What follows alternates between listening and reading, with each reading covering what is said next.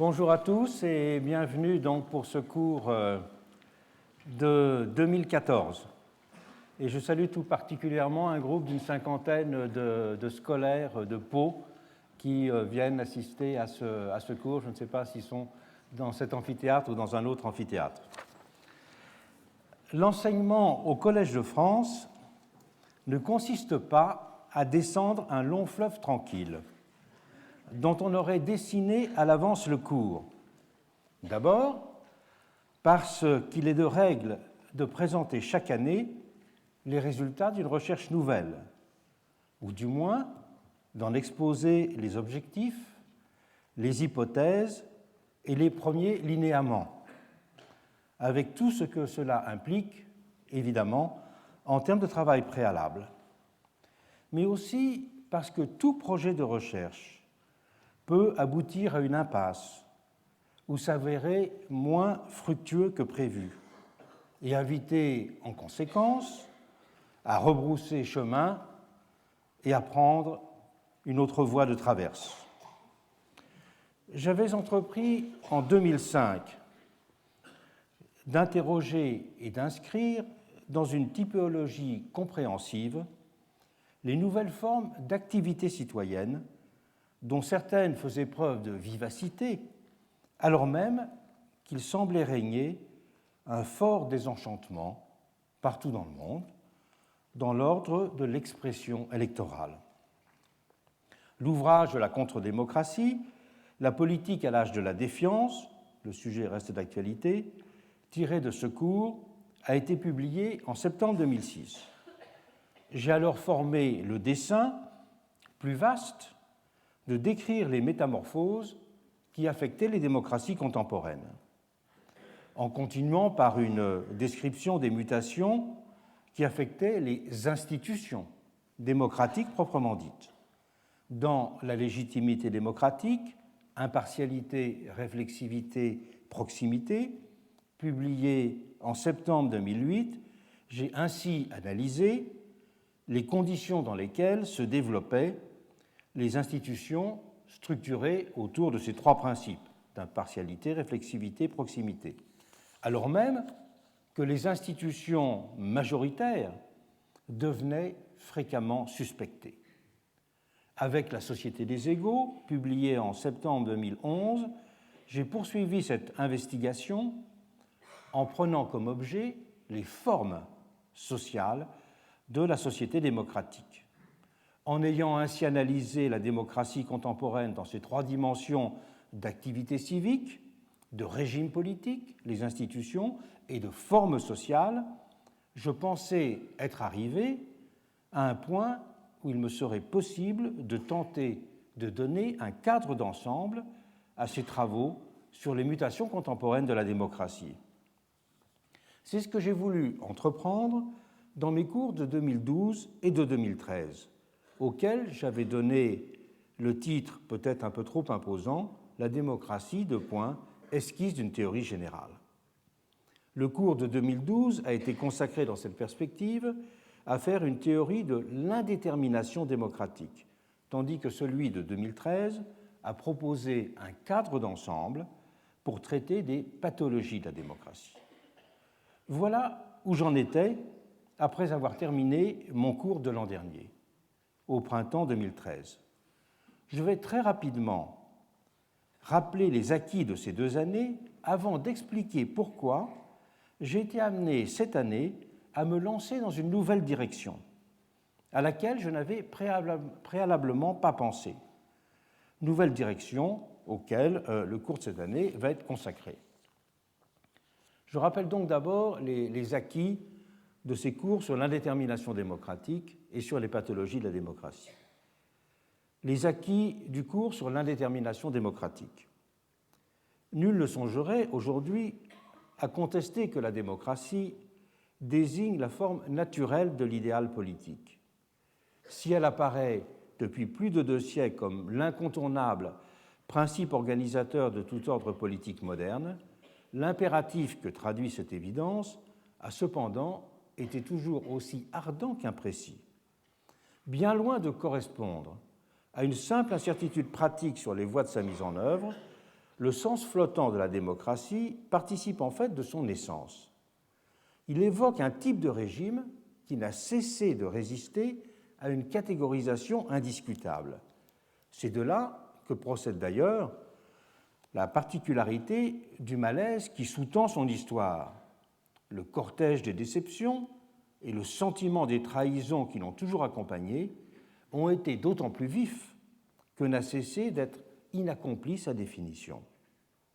Un tel flottement constitue le ressort d'une quête et d'une insatisfaction qui peinent du même coup à s'expliciter. Il faut partir de ce fait pour comprendre la démocratie. En elle s'enchevêtrent l'histoire d'un désenchantement et l'histoire d'une indétermination. Cette indétermination démocratique s'enracine dans un système complexe d'équivoques et de tensions qui ont structuré dès son origine la modernité politique, comme le montre l'étude des révolutions anglaises, américaines et françaises. On peut en préciser les manifestations en distinguant ce qui est de l'ordre de tensions structurantes, ce qui relève d'ambiguïtés structurelles et ce qui renvoie en fait à des divergences théoriques ou politiques sur la notion de démocratie.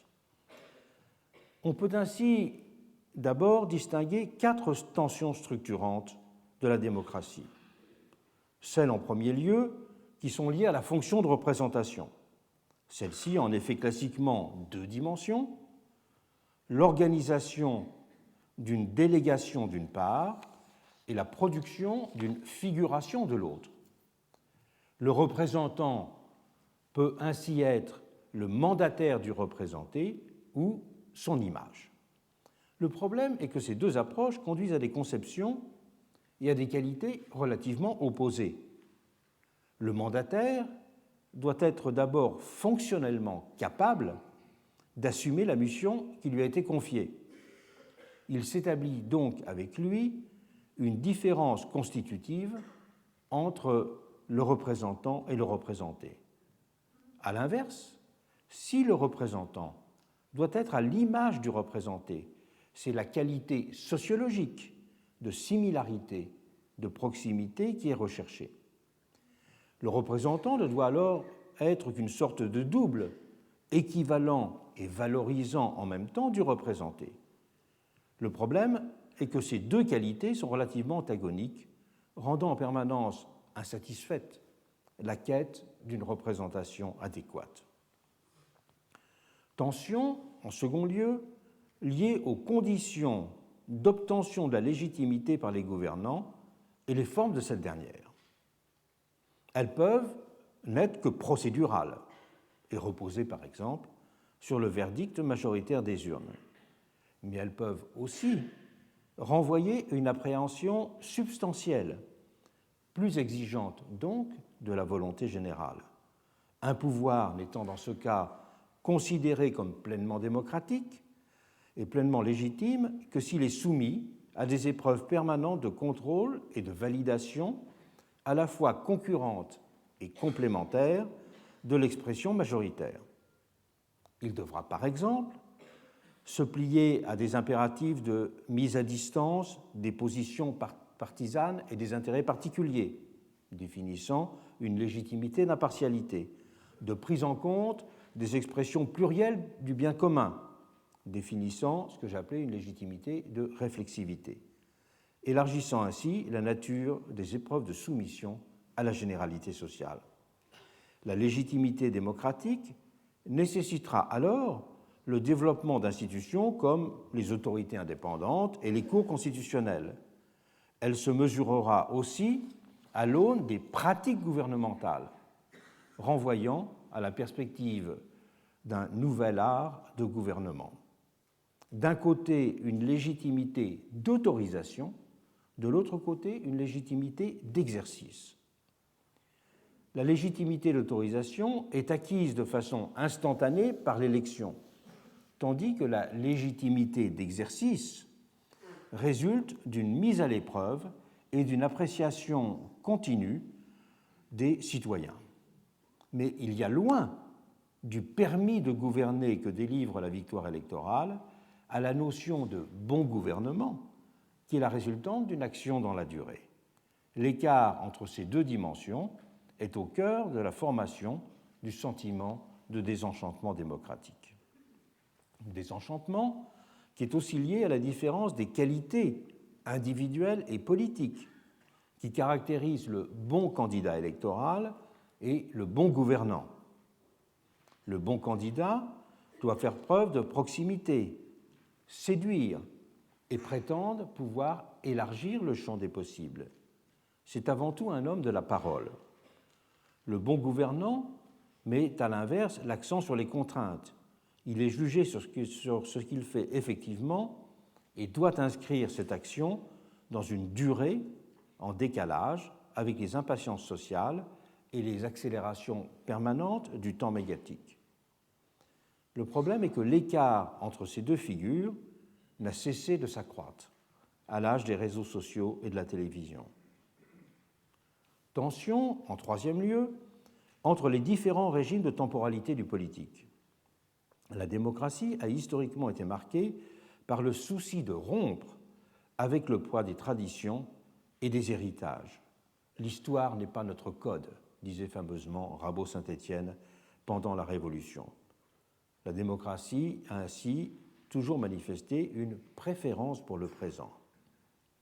Mais elle s'est aussi organisée autour d'un projet de mise en forme dans le temps, d'un projet conduisant sur ce mode à contraindre le présent face à l'avenir.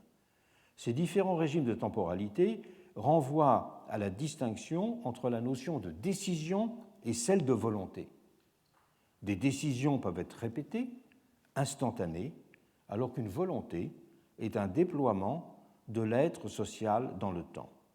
La volonté est une construction, une invention, et ne prend sens et forme que dans la durée. Cette variable d'exercice qu'est le temps n'a été que très peu pensée dans les démocraties. Elle ne l'a été qu'à travers deux catégories techniques, la question de la durée des mandats et la théorie des élections fractionnées, pour des élections au Sénat par exemple. Au moment de la Révolution française, il apparaissait par exemple impensable d'élire des représentants pour une durée supérieure à 1 an. Et c'est de fait ce que prévoyait la Constitution de 1791. Longtemps aux États-Unis, il a également été envisagé d'avoir des élus au Congrès pour un mandat de 1 an, et c'est à titre en quelque sorte de compromis que c'est finalement sur la base d'un mandat de 2 ans que la Constitution a enregistré les choses, toujours en vigueur. On a même vu, pendant la Révolution française, prise la décision de nommer un nouveau président de l'Assemblée nationale toutes les semaines. La représentation était donc, de cette façon, remise en cause en permanence.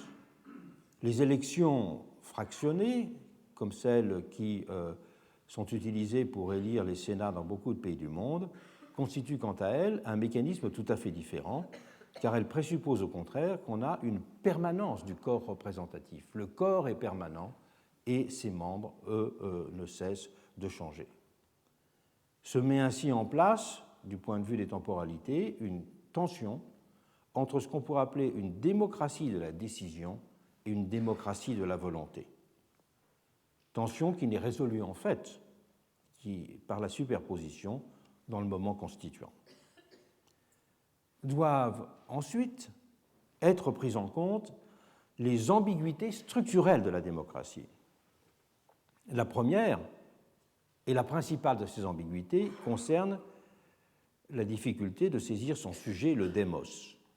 Difficulté qui a une longue histoire. Elle s'est d'abord liée au XVIIIe siècle à l'oscillation entre les notions de plebs et de populus.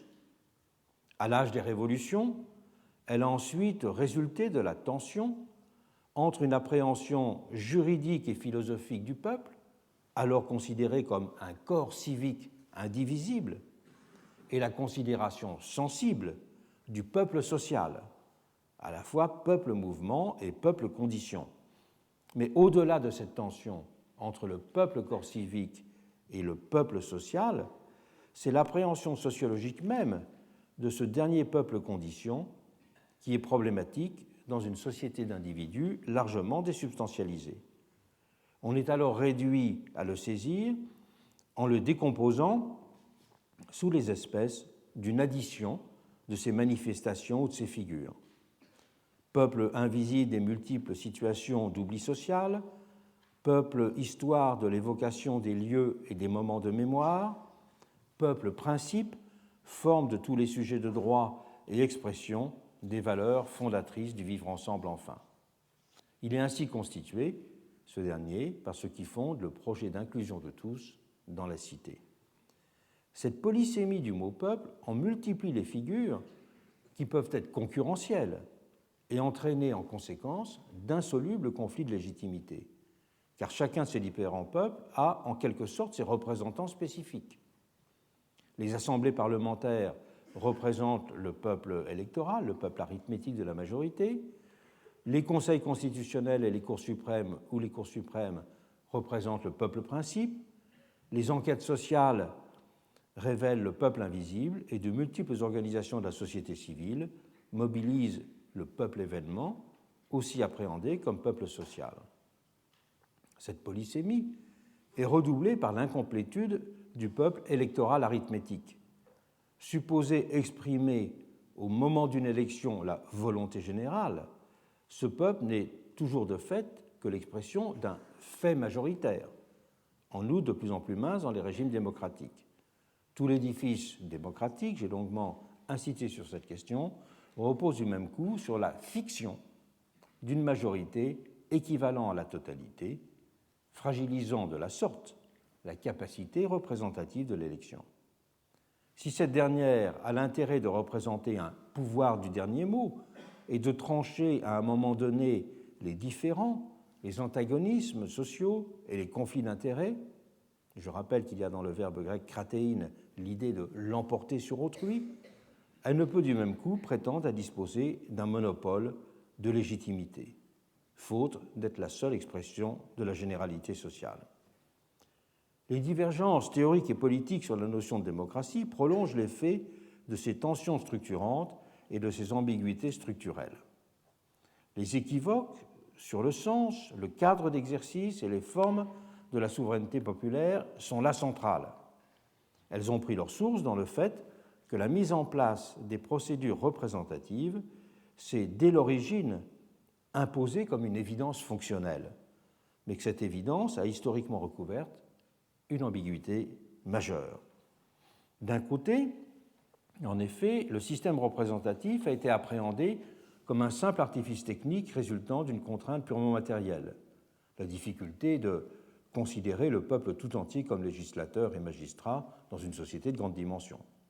Approche qui suggérait cependant implicitement qu'un tel système représentatif n'était qu'un pis-aller, le substitut forcé à un impossible gouvernement direct de l'ensemble des citoyens, ce dernier gouvernement direct constituant dans l'absolu le système politique idéal. Mais l'instauration de procédures représentatives a aussi, d'un autre côté, été explicitement rapportée à une vision proprement positive de leurs vertus intrinsèques, créant des conditions, par exemple, plus favorables pour la délibération. Le gouvernement représentatif a alors été considéré dans ce cas comme une forme politique originale et spécifique, définissant un type inédit de régime qui ajoutait donc une quatrième espèce à leur typologie classique. Ces deux approches étaient contradictoires, dans la mesure où le gouvernement représentatif était appréhendé dans le premier cas comme un équivalent de la démocratie, alors qu'il constituait plutôt dans le second un dépassement dans le sens d'une limitation de celle-ci. La frontière entre ces approches a de fait été masquée par la nécessité pratique d'adopter des techniques représentatives, mais elle a été intellectuellement brouillée dès lors que s'est progressivement imposé le vocable de démocratie représentative, tôt utilisé pendant la Révolution, dès 1792, pouvant renvoyer aux deux idéotypes extrêmes de l'aristocratie élective, l'expression on sait était forgée par Rousseau, et de la démocratie immédiate, la formulation est de Condorcet.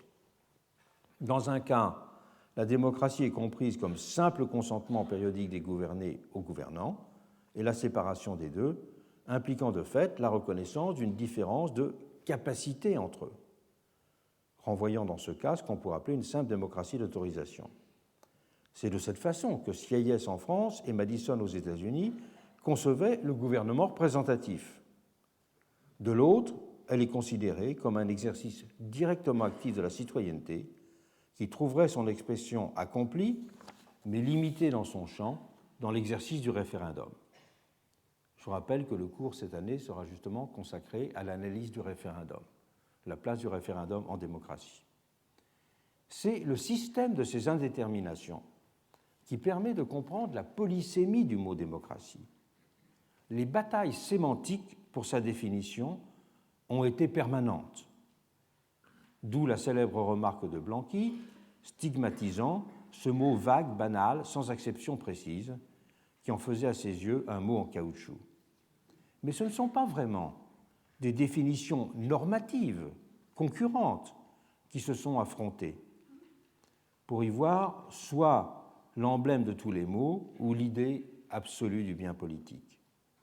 Avant d'être unanimement célébrées depuis relativement peu de temps, les variations du mot démocratie peuvent en fait simplement être rapportées aux différents pôles constituants des indéterminations démocratiques, comme le montre par exemple le rapport historique entre les deux notions de gouvernement représentatif et de démocratie. Ces tensions, ambiguïtés, différends ont longtemps été partiellement masquées ou secondarisées de différentes façons. Par la dynamique conquérante du suffrage universel d'abord et des divers droits politiques, qui a conduit à mettre l'accent sur la citoyenneté comme statut en mettant au second plan la citoyenneté exercice. Cette distinction de la citoyenneté statut et de la citoyenneté exercice est fondamentale pour retracer l'histoire de la démocratie dans les différents pays. Masquée ensuite par l'évidence historique des ruptures à accomplir avec les régimes despotiques et tyranniques, instaurant un régime évident de priorité. Mais aussi, et c'est très important, par la vision relativiste prudentielle qui avait marqué de son empreinte la période de critique du totalitarisme. Ce travail sur l'indétermination démocratique a donc fait l'objet d'un cours relativement cohérent en 2012 et je l'ai prolongé en 2013 par une réflexion dont je rappelle rapidement quelques éléments sur les pathologies de la démocratie. Ces pathologies de la démocratie, j'ai en effet cherché à les définir à partir des formes de l'indétermination démocratique. Et je les ai définies comme la résultante d'une dénégation de l'indétermination démocratique et comme une prétention à en résoudre les apories sur le mode d'une réduction et d'une polarisation. Je peux en donner deux exemples parmi les plus saillants pour rappeler ce qui a été la démarche de ce cours de l'an dernier. La première, c'est la conception de la représentation comme incarnation, et la seconde, ce sont les théories minimalistes de la démocratie. La représentation incarnation, comme pathologie de la démocratie, on peut l'appeler pathologie de la démocratie parce qu'elle prétend résoudre les apories de la représentation-figuration en érigeant un pouvoir-société, supprimant donc en soi la distance entre le pouvoir et la société. Et on le sait, ce sont les régimes totalitaires du XXe siècle qui ont de la sorte renoué avec l'idée d'incarnation et sécularisé la vieille notion théologique de corps mystique. Pour reprendre une formulation de Carl Schmitt, selon lesquels les concepts politiques centraux ont souvent été des concepts théologiques sécularisés. Dans l'univers nazi, l'État était ainsi présenté comme la figure, la Gestalt, du peuple politique. C'est dans la figure du Führer qu'était censée s'opérer le plus visiblement cette unité-identité. C'est en lui que la puissance collective devenait réalité tangible. La volonté politique qui se forme dans le Führer n'est pas la volonté personnelle d'un individu, mais la volonté générale d'une communauté, soulignait un des idéologues du régime. Une telle volonté générale, poursuivait-il, n'est pas une fiction, elle est une réalité politique qui trouve son expression dans le Führer. Ce Führer, disait un autre chant du régime, incarne la volonté de la totalité, la loi vécue de la communauté a acquis en lui chair et sang. Et Carl Schmitt théorisait cette vision de la représentation-incarnation en parlant de contemporanéité immédiate, et même, allusion aussi à cette sécularisation des concepts théologiques, à une présence réelle, qui suggérait la constitution d'un signe efficace, exactement sur le mode de ce que sont théologiquement des sacrements dans le monde chrétien. Signe efficace. Dans le fascisme italien, le parti se présentait pareillement comme l'âme du peuple, et l'État fasciste était ainsi jugé par ses promoteurs parfaitement représentatif parce que, je cite un texte constitutif du régime, il était en perpétuel contact avec les masses, sachant en diriger les aspirations, les instruire, veiller à leurs intérêts. Et c'est en cette position fonctionnelle qu'il était structurellement populaire. Un proche de Mussolini disait « C'est un État éminemment démocratique, en ce sens qu'il adhère étroitement au peuple, qu'il est constamment en contact avec lui, qu'il pénètre la masse par mille voies, le guide spirituellement, en sent les besoins, en vit la vie, en coordonne les activités. » Nous sommes donc là à 100 lieues d'une représentation comprise comme délégation, mais d'une représentation radicalement substantielle. Et ce parti-peuple ne pouvait se concevoir sans un homme-peuple qui en exprime de façon immédiatement sensible les qualités. Tous les grands mouvements totalitaires insisteront sur le fait que leur chef était l'homme le plus représentatif, celui qui pouvait souffrir toute la passion du pays et emporter toute la flamme. Et la pyramide de représentation qui attachait la société au pouvoir trouvait sur ce mode de l'incarnation sa garantie et sa vérité. Le chef représentant, incarnation de la société, est là la personne indissociablement éminente et quelconque. Elle est à la fois singularité et multitude, figure rigoureusement supposée à celle de tout un peuple. D'où cette apostrophe fameuse dans les réunions publiques où on pouvait lancer au leader « Tuez-nous tous », comme si son pouvoir n'était que la projection de la société, et c'était la foi dans cette équivalence qui était le ressort et le ciment du régime. C'est donc sous les espèces d'une identité substantielle, abolissant l'antique distance du représentant et du représenté, que les régimes totalitaires ont prétendu dépasser les apories de la représentation, disons la difficulté de la figuration. Le schéma d'ailleurs était exactement le même dans l'univers soviétique, et le parti unique était justifié en tant qu'il n'était que la forme de la classe, objectivement homogène. La classe prolétarienne égale le Parti communiste russe, égale le pouvoir soviétique.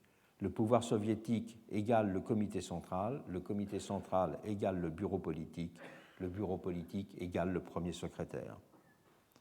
Le représentant est dans ce cadre la pure icône de la classe, issue qu'il est d'un parti lui-même simple forme de cette classe. Et c'est l'emboîtement de ces équivalences que je viens de rappeler qui avait conduit Solzhenitsyn à qualifier Staline d'égocrate. Commentant ce néologisme, Claude Lefort a justement souligné que l'écrivain avait ainsi voulu suggérer que le personnage n'était pas intelligible s'il restait qualifié par les expressions usuelles d'autocrate, de dictateur, de despote. Avec l'égocrate, écrit Lefort, se réalise fantastiquement l'unité d'une société purement humaine. Avec lui s'institue le miroir parfait de l'un. Tel est ce que suggère le mot égocrate. Non pas un maître qui gouverne seul, affranchi des lois, mais celui qui concentre en sa personne la puissance sociale. Et en ce sens, apparaît comme s'il n'avait rien en dehors de soi, comme s'il avait absorbé la puissance de la société, comme si, égo absolu, il pouvait indéfiniment se dilater sans rencontrer de résistance dans les choses. Et effectivement, Staline pouvait ainsi dire, plus fort que Louis XIV, la société c'est moi. Si la réalité ne coïncidait pas avec de telles prétentions dans ces régimes totalitaires, c'est alors cette réalité qu'il fallait congédier, en même temps qu'il convenait d'éliminer les voix qui dénonçaient cette fiction et cet inachèvement. D'où l'action permanente de ces régimes pour substituer par tous les moyens au monde réel un monde factice dont ils possédaient seuls les clés. Ce sera l'entreprise de ce que Hannah Arendt a appelé l'idéologie et dont elle a analysé les mécanismes de production. Cette figure de l'homme-peuple a certes souvent été mise en scène de façon moins implacable, dans le cadre du bonapartisme par exemple, mais c'est bien dans les régimes totalitaires qu'elle trouvera son expression radicalisée. Dans une perspective tout à fait opposée, on peut décrire une autre forme de pathologie de la démocratie. Les théories de la démocratie minimale prétendront ainsi aussi résoudre ces apories de la démocratie, mais sur le mode d'une réduction et non pas d'une polarisation dans ce cas, en minimisant la portée de la notion de gouvernement représentatif et en le limitant à une simple procédure de validation des gouvernants et en l'alliant parallèlement à une vision aristocratique du mécanisme électoral qui en élimine les contradictions structurantes. C'est donc se situer simplement dans l'un des cadres du pôle de l'indétermination. Ce qu'on peut appeler la démocratie d'autorisation a trouvé au XXe siècle, sous la plume de Schumpeter, sa définition la plus claire et la plus abrupte.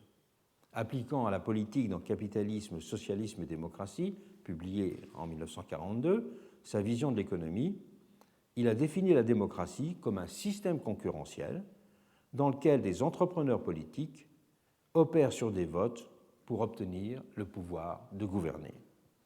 D'où sa formulation célèbre, la méthode démocratique est un système institutionnel qui aboutit à des décisions politiques dans lesquelles des individus acquièrent le pouvoir de statuer sur ces décisions à l'issue d'une lutte concurrentielle portant sur les votes du peuple. Il était donc tout à fait erroné aux yeux de Schumpeter de parler de volonté populaire. Le pouvoir du peuple était seulement pour lui, dans les faits, de choisir ses dirigeants. D'où sa définition la plus concise de la démocratie. Démocratie signifie seulement que le peuple est à même d'accepter ou d'écarter les hommes appelés à le gouverner. Schumpeter avait ainsi formulé ce qu'il appelait une théorie du commandement concurrentiel. Et Karl Popper lui emboîtera le pas dans La société ouverte et ses ennemis, un livre de 1945, en appréhendant la fonction des élections comme étant avant tout celle d'un tribunal populaire et non pas celle d'une expression de la volonté générale.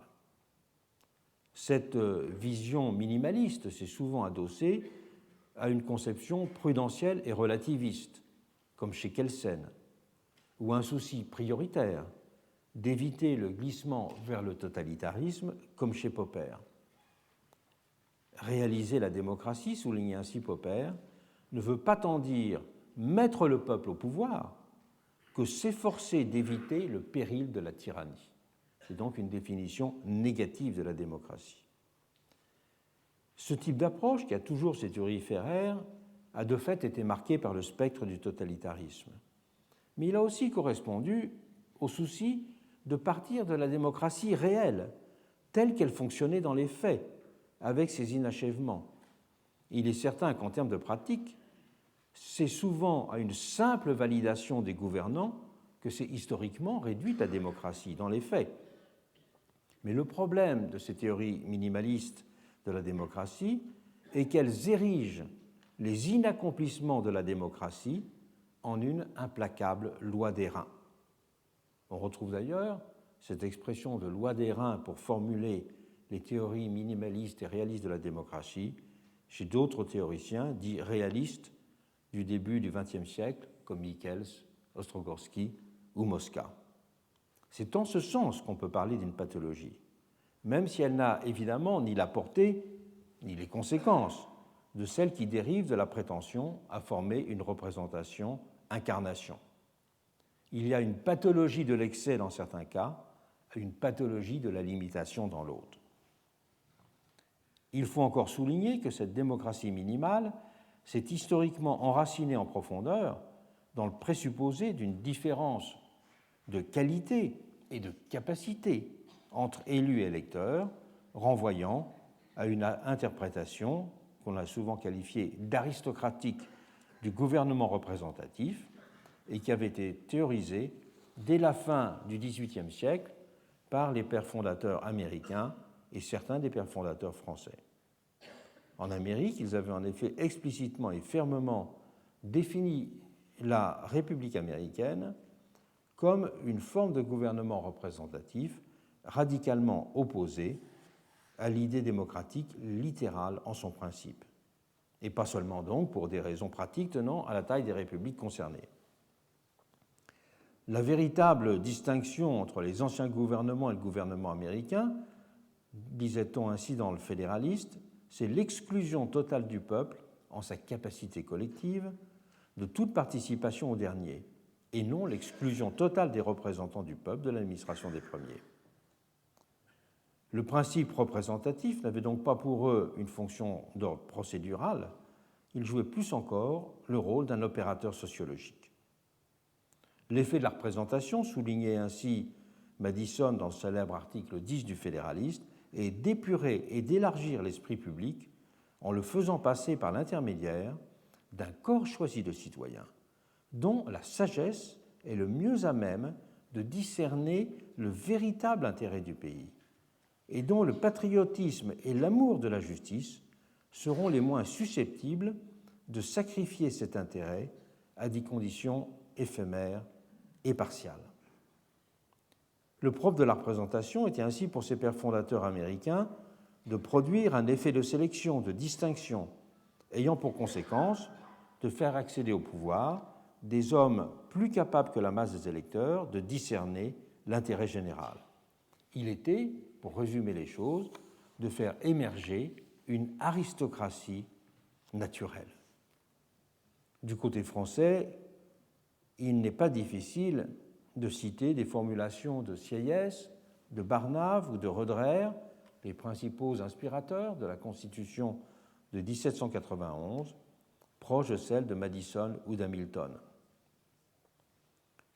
Sieyès disait ainsi, c'est pour l'utilité commune que les citoyens se nomment des représentants, représentants bien plus capables qu'eux-mêmes de connaître l'intérêt général et d'interpréter à cet égard leur propre volonté.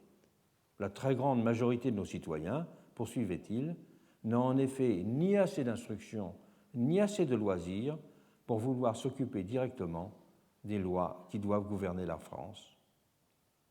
Même son de cloche chez Barnave, il disait « Le peuple est souverain, mais dans le gouvernement représentatif, ses représentants sont ses tuteurs.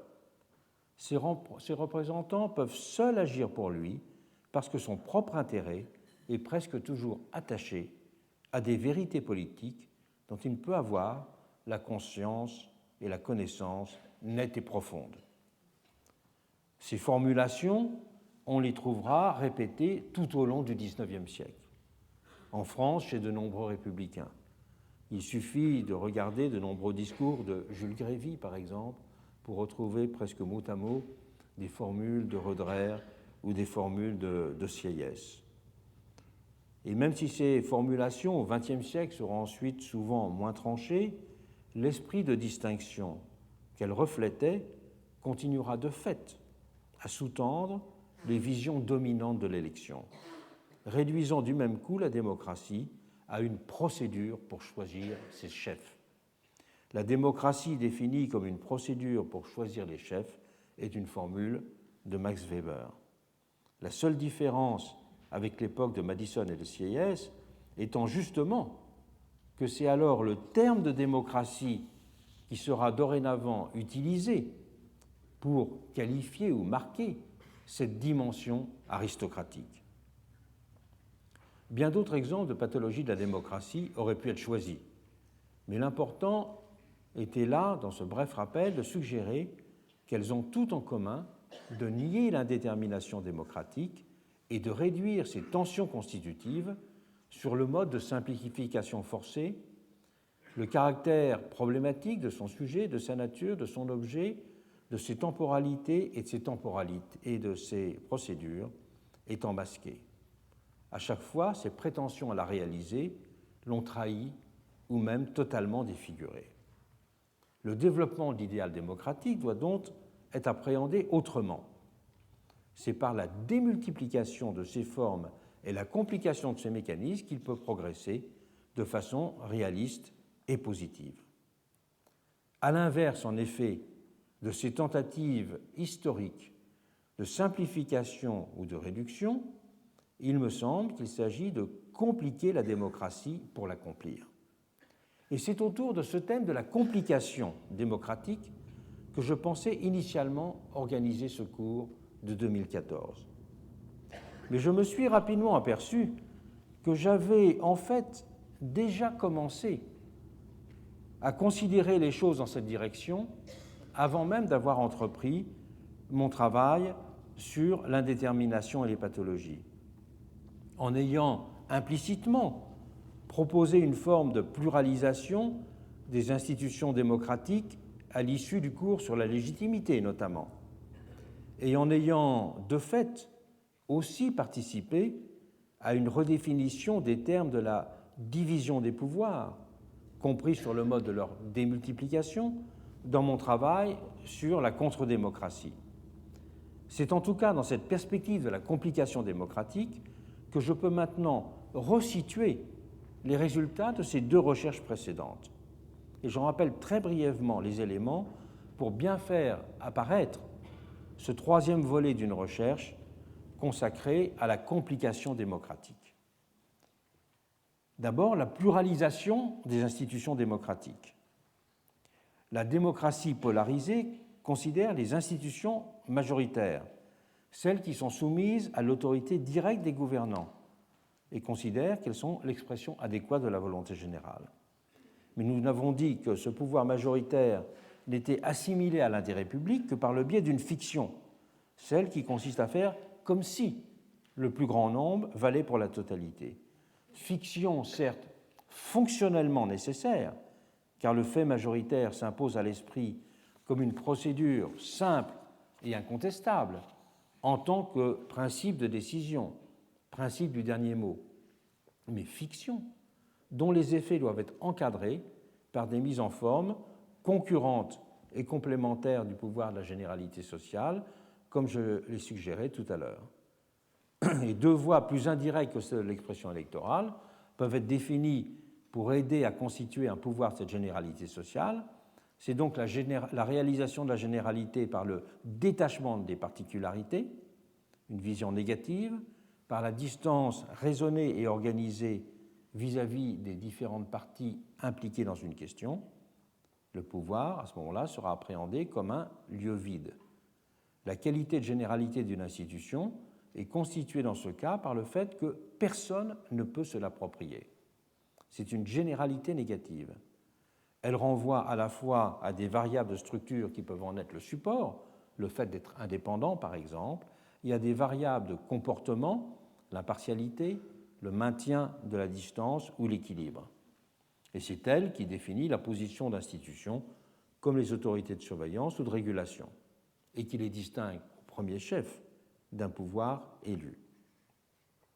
En second lieu, ça peut être la réalisation de la généralité par le biais d'un travail de pluralisation des expressions de la souveraineté sociale.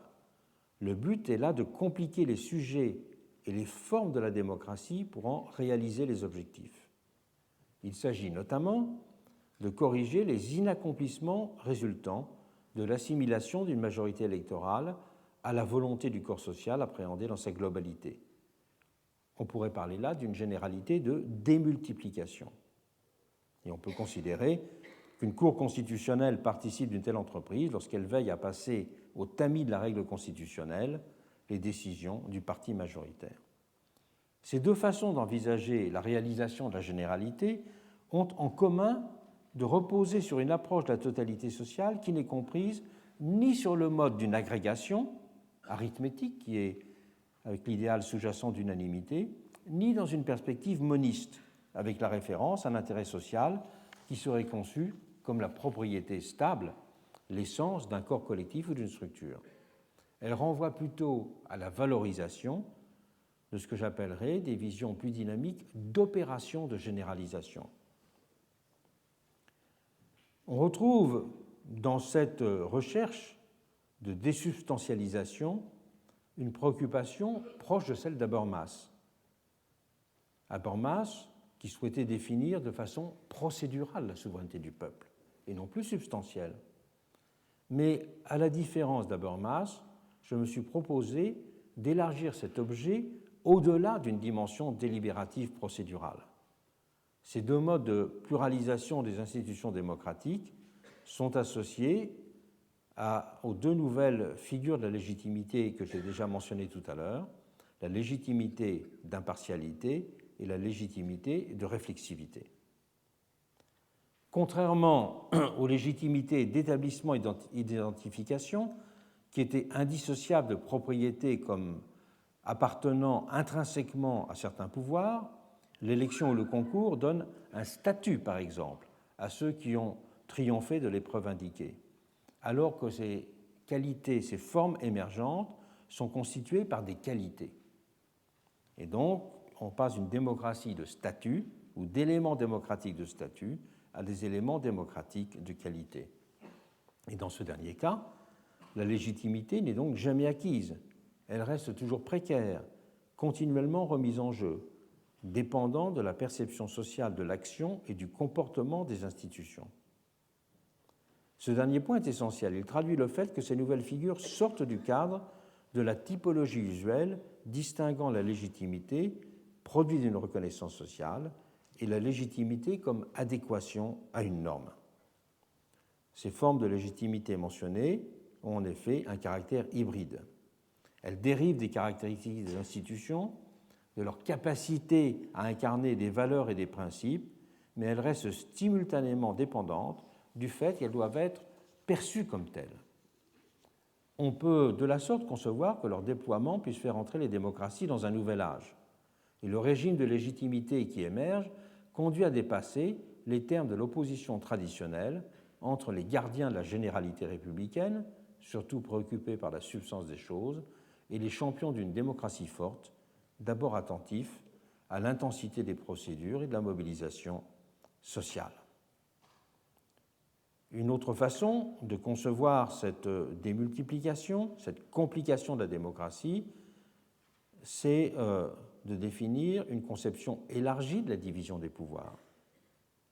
La division des pouvoirs, il est très important de le rappeler, n'a toujours été conçue qu'à partir du rapport à la loi. Le législatif, c'est ce qui produit la loi. L'exécutif, ce qui l'applique et le traduit en décision opérationnelle, alors que le judiciaire veille à ce qu'elle ne soit pas contournée ou enfreinte. Les débats dans cette perspective, ceux de la coordination ou de leur séparation, sont limités. Mais il y a d'autres formes de division des pouvoirs que l'on peut envisager. Une autre forme, non pas à partir des rapports à la loi, mais à partir des fonctionnalités démocratiques. En distinguant, par exemple, comme le faisait déjà Fichte, les pouvoirs constitués, d'une part, et d'autre part, les pouvoirs de contrôle permanent. Fichte a poursuivi de cette façon les intuitions de Condorcet sur le développement d'une souveraineté complexe. Il en a à la fois radicalisé l'expression et précisé les conditions. Son dualisme démocratique se distingue par cela des conceptions traditionnelles de la division des pouvoirs. Ce dualisme est d'abord plus radical d'ailleurs que chez Condorcet. Il ne consiste pas seulement, comme chez ce dernier, à penser la distinction entre souveraineté déléguée et souveraineté de contrôle. Il radicalise la question de la division des pouvoirs en la simplifiant. Pour lui, la distinction essentielle est celle des puissances positives et des puissances négatives. L'exécutif, le législatif et le judiciaire, dit-il, sont tous des pouvoirs actifs, de façon complémentaire et qui peut évoluer dans le temps. Et donc, leur séparation, insistait Fichte, n'est que apparente, voire fictive. En fait, disait-il, c'est l'exécutif qui deviendra le véritable pouvoir central. C'était une vision extrêmement novatrice à son époque, car presque personne ne pensait dans ces termes-là. Et la théorie libérale de la séparation des pouvoirs était donc pour lui relativement inopérante, sauf à correspondre, comme c'était le cas chez Montesquieu, à la perspective d'un régime mixte qui équilibrerait démocratie, aristocratie et monarchie. La véritable division opératoire des pouvoirs se situait pour Fichte entre pouvoir positif, organisé autour de l'exécutif, et pouvoir négatif, pouvoir d'intervention critique autonome, que ce soit des citoyens directement, que ce soit de l'opposition organisée ou que ce soit d'institutions spécialisées. C'est dans le prolongement de cette perspective que j'avais forgé le concept de contre-démocratie, système électoral et contre-démocratie étant à mes yeux complémentaires. Il y a là deux modes d'expression citoyenne, la validation d'un pouvoir d'un côté, validation épisodique, et la surveillance de ses actions de l'autre, qui, elle, est permanente. Et cela correspond aussi, d'ailleurs, à l'articulation entre gouvernement et opposition. Le monde moderne nécessite à l'évidence des pouvoirs forts et réactifs, mais ceux-ci doivent être en permanence contrôlés, leurs projets et leurs décisions soumis à la discussion, leurs actions évaluées et critiquées. Il ne s'agit donc pas tant là de séparer des pouvoirs que de distinguer des positions et des fonctions. Compliquer ne signifie pas condamner à l'impuissance, mais contraindre en permanence à l'explication, à la reddition de comptes, à l'évaluation et au contrôle. Ces deux volets du travail sur la complication démocratique, tels que je les ai rapidement présentés, se trouvaient ainsi de fait déjà largement mis en place, même s'il aurait naturellement fallu en approfondir dans chaque cas la conceptualisation. Et une troisième dimension de cette complication, touchant aux formes de la représentation, se trouvait déjà par ailleurs fortement esquissée chez moi dans un livre que j'avais publié en 1998, Le peuple introuvable, histoire de la représentation démocratique. La complication, dans cette troisième direction, prenait, tel que j'avais commencé à l'esquisser, la forme d'un projet de représentation généralisée. Et d'une certaine manière, c'est aussi ce que j'ai tenté de faire plus récemment en écrivant mon dernier essai, Le Parlement des Invisibles, et lancé le projet Raconter la vie, qui prolonge intellectuellement et expérimentalement, si je puis employer cette expression, ce travail de réflexion sur la pluralisation des formes de représentation. Et il y a encore une quatrième dimension de cet impératif de complication à laquelle j'ai consacré plusieurs conférences et chapitres d'ouvrages collectifs, celui des temporalités politiques. Je l'avais abordé pour la première fois dans La démocratie inachevée, publié en 2000, et développant à ce propos pour la première fois un commentaire issu de la discussion de la notion de démocratie complexe chez Condorcet. Et je peux aussi renvoyer sur cette question des temporalités à l'intervention que j'ai faite cette année au colloque de rentrée du Collège de France. Alors, j'aurais certes pu rassembler tous ces éléments sous la forme d'une synthèse en un ensemble cohérent et articulé. Mais j'ai jugé que ce travail de synthèse ne ferait alors qu'apporter une plus-value limitée par rapport à mes travaux existants. En fait, la théorie de l'indétermination démocratique et celle de ses pathologies n'avaient fait, que j'ai développé le plus récemment, n'avaient fait que donner un cadre compréhensif à un travail qui était déjà assez largement entamé. Mais j'ai en revanche alors pris conscience qu'il y avait une dimension de la vie démocratique que je n'avais jamais abordée de front dans mes travaux, seulement de façon littérale, et qu'il m'apparaissait véritablement indispensable de traiter, qui était le pilier manquant de ma réflexion sur la démocratie, celui d'une réflexion et d'un travail sur le pouvoir exécutif. Je n'avais fait que croiser ce pouvoir exécutif dans mon analyse de la contre-démocratie, mais sans l'approfondir, alors même qu'il est pour tous les citoyens et tous les individus la figure centrale et évidente du pouvoir tel qu'il le croise, l'affronte ou l'interpelle quotidiennement. D'où le thème de ce cours, le pouvoir exécutif, la question du gouvernement dans la démocratie, avec le projet de répondre à la question « Qu'est-ce qu'un gouvernement démocratique ?» ou encore « Qu'est-ce qu'être gouverné démocratiquement ?» J'avais présumé de mes forces en pensant que le temps de la synthèse était déjà venu. Il ne l'était pas encore. J'ai réfléchi, j'y reviendrai tout à l'heure, j'avais réfléchi la démocratie comme régime, la démocratie comme forme d'activité civique, la démocratie enfin comme forme sociale, mais il me fallait encore, et ce sera le thème de ce cours, aborder la démocratie comme pouvoir exécutif. Car cette question du pouvoir exécutif est en fait le grand angle mort de toutes les théories de la démocratie. Et donc c'est pour ça que j'ai décidé d'y consacrer ce tour, sujet dans lequel nous allons commencer à rentrer dans quelques minutes. On nous arrêtons quelques secondes maintenant.